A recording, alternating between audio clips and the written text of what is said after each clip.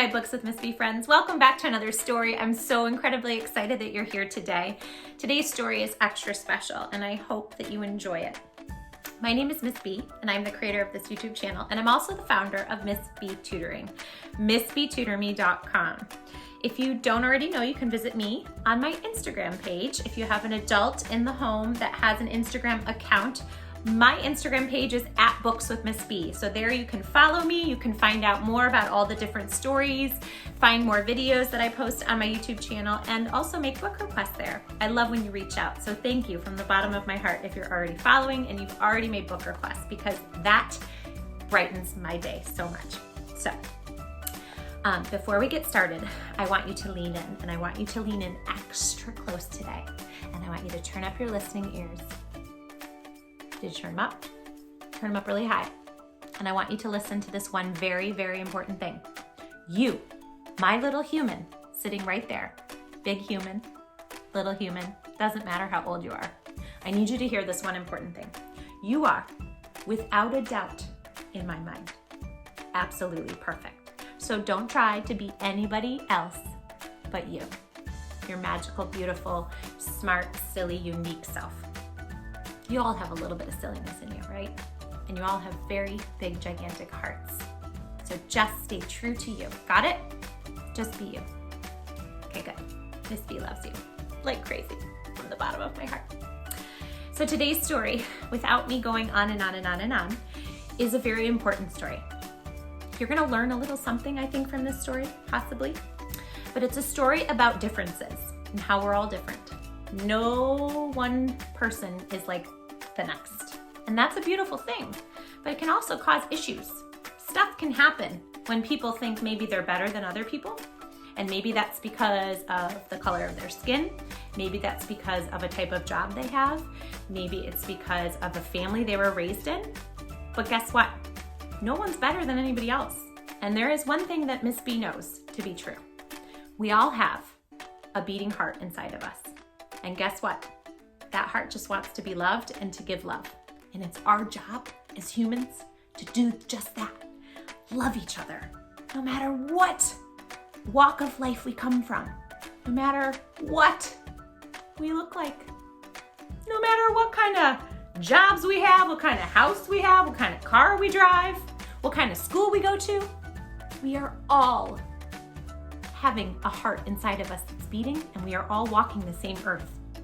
Okay, so it's our job to love each other, no matter what. It's also our job to listen. It's also our job to learn about each other's differences and to respect those differences, right?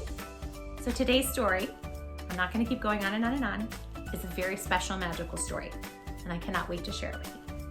And I thank my friend, Miss AC, for passing this book along to me and introducing it to me, because it is so full of important information, but it's also a really great story. You're gonna enjoy it, okay? So let's listen and let's learn and let's just love every minute of it. I hope you do, as much as I did.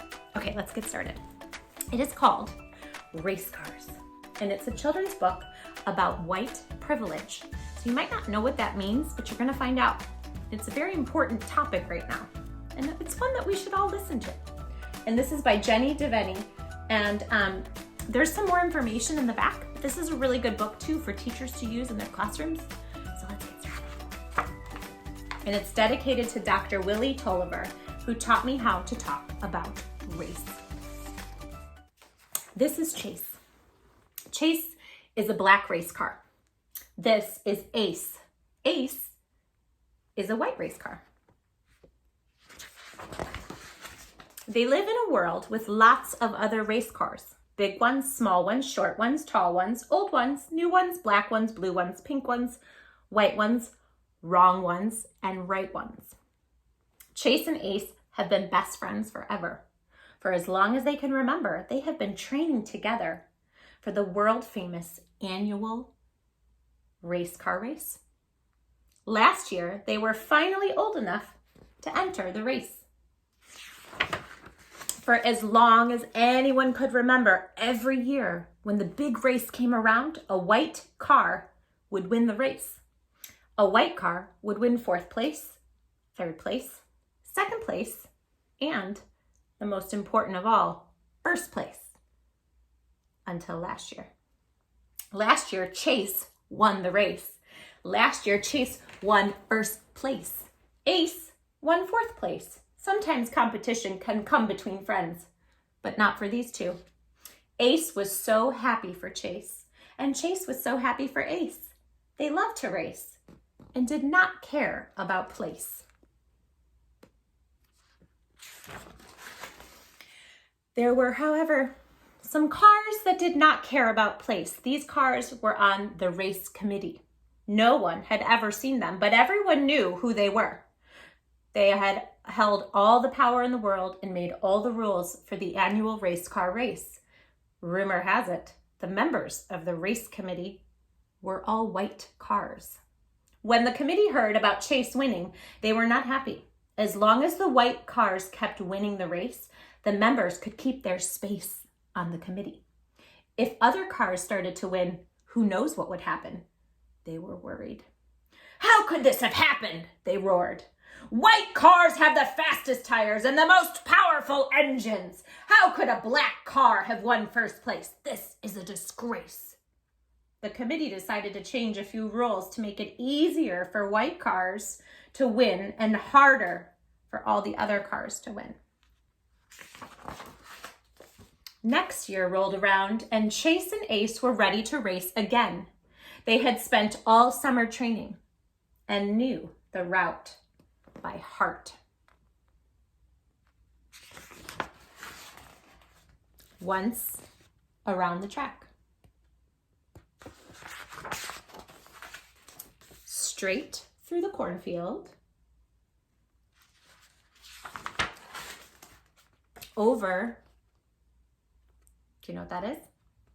Blue Mountain. Through Magical Forest. Across the bridge and over the finish line.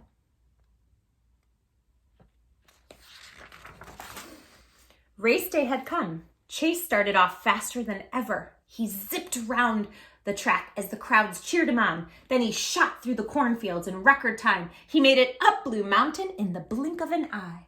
He wove through the trees and Magical Forest. Chase was getting ready to cross the bridge when he noticed a sign that had not been there before. "Bridge is for white cars only. All other cars must go around the river." Chase paused for a second. That's strange, he thought.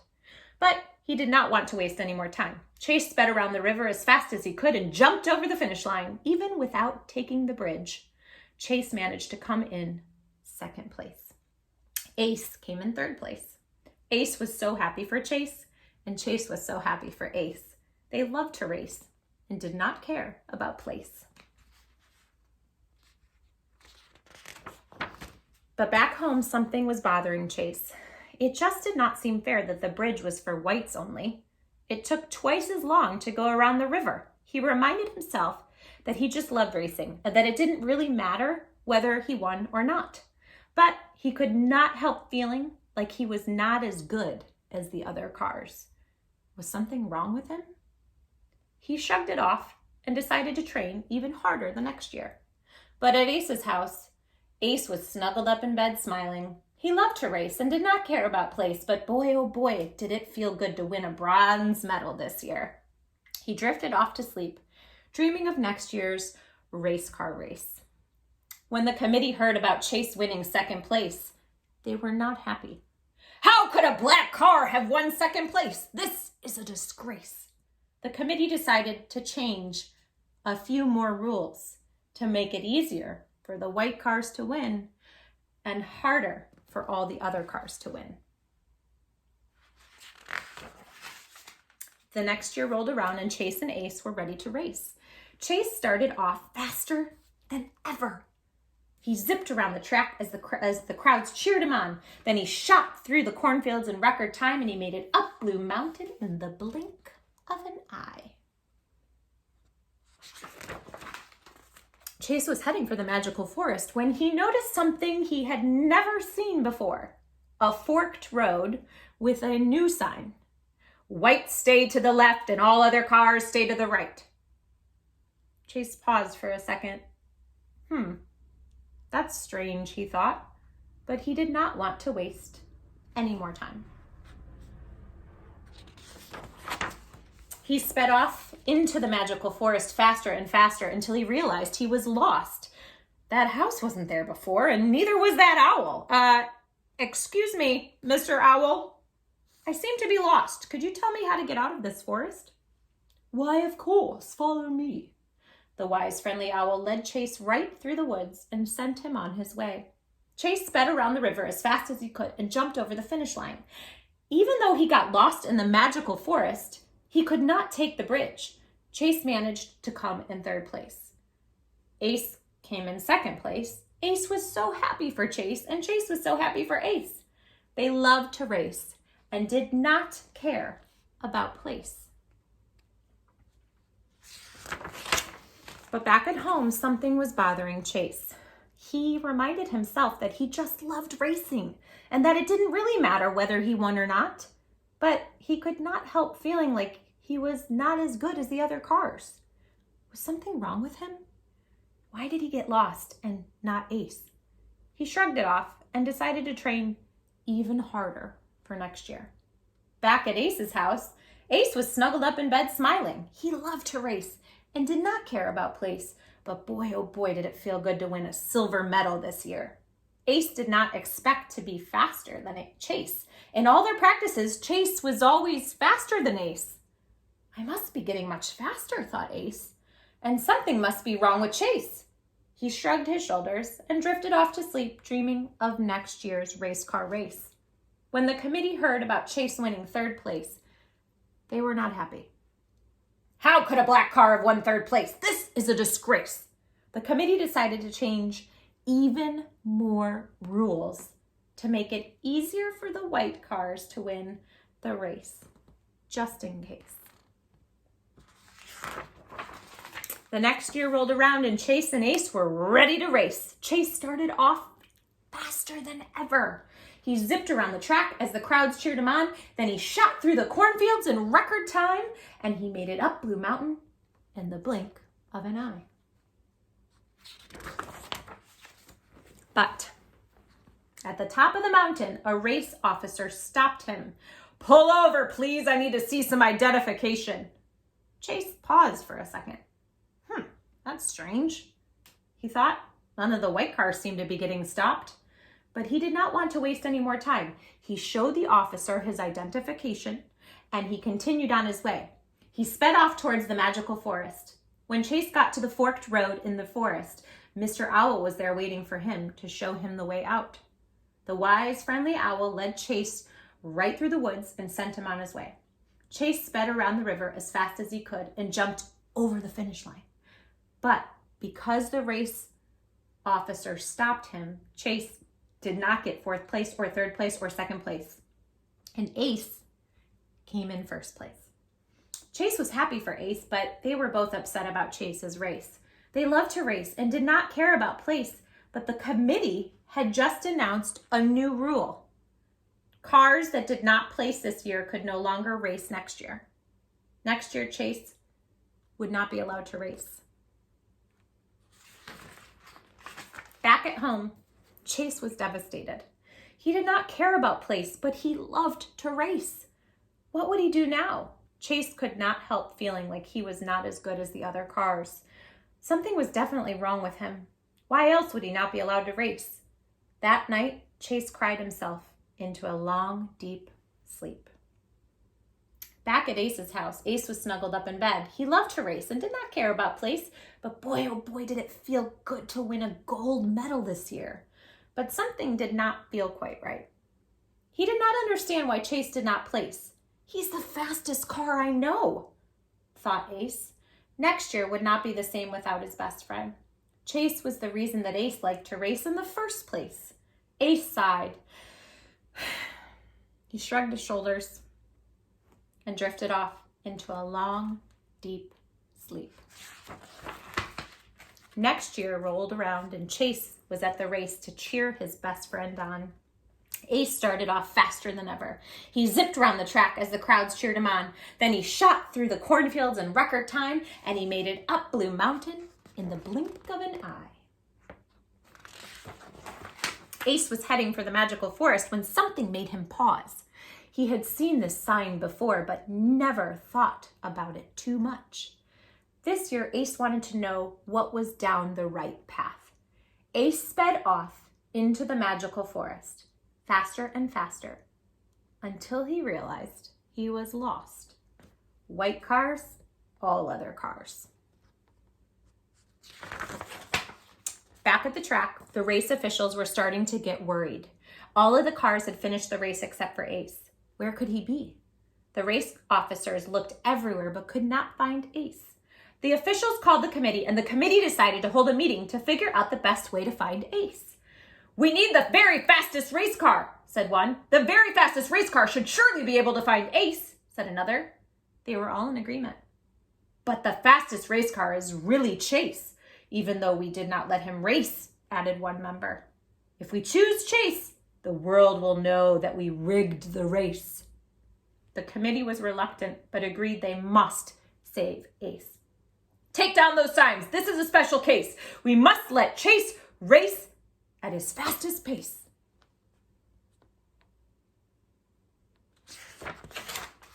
Chase was nervous at first. He was not sure that he was as fast as he once was. He was doubting himself, right? But he quickly agreed to save his best friend. "Here I come, Ace," said Chase. He zipped round the track as the crowds cheered him on. Then he shot through the cornfields in record time. He made it up Blue Mountain in the blink of an eye.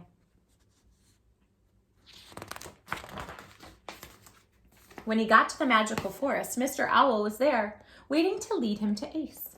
"I'm sorry it took so long for me to realize how much harder it was for you to win this race, Chase," said Ace. The best friends embraced. Then together, Ace and Chase finished the race.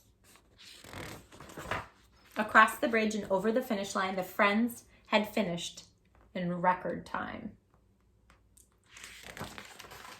The committee decided to give Chase the gold medal this year. Ace was so happy for Chase, and Chase was so happy for Ace. Chase did not care about place, but boy, oh boy, did it feel good to finally win that race. The end. I hope you enjoyed this story. I think that you would agree that this is a pretty important story, and I was very grateful to be able to share that with you today. I love you all from the bottom of my heart, like crazy. Remember, remember, remember to love one another, please, no matter what we look like, no matter where we come from, because we all want to be loved, right? And you are all perfect just the way you are. Miss B loves you. I'll see you next time. Bye. Mwah. Hi, my Books with Miss B friends. I have something very important I want you all to know. Please always remember this. Remember that it is always very, very important to love who you are. And don't try to be anybody else But who you are. Because, in case you didn't know, I'm going to tell you. are without a doubt in my mind